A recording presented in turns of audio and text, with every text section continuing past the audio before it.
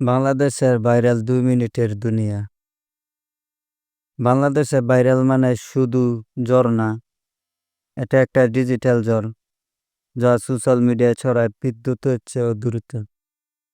১ মিনিটে কেউ রাস্তার হকার, পরের মিনিটে সে টিকটকার স্টার। যে কেউ ভাইরাল হতে পারে। একটা ডায়লগ, একটা অদ্ভুত নাচ, কিংবা বাইরে ভাই টাইপের আবেগী সংলাপ দিয়েও উদাহরণ। কত বড় লোক হইছ, প্যারা নিস নে রে ভাই।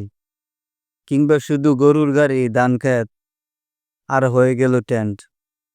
বাংলাদেশে ভাইরাল হওয়ার প্রধান যন্ত্র হলো Facebook reel, TikTok, YouTube short, যেখানে ১৫ সেকেন্ড মানুষ তার জীবনের গল্প বলে।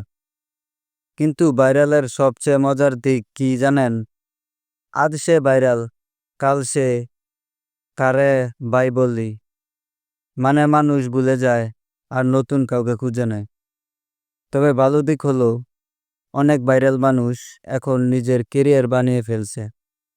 খাবার রিভিউ, রোস্ট ভিডিও, গান, কৌতুক সবই চলছে।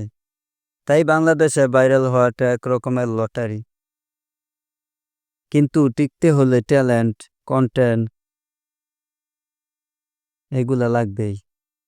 তো কে কোনটা হবেন কমেন্টে জানাবেন। আসসালামু আলাইকুম।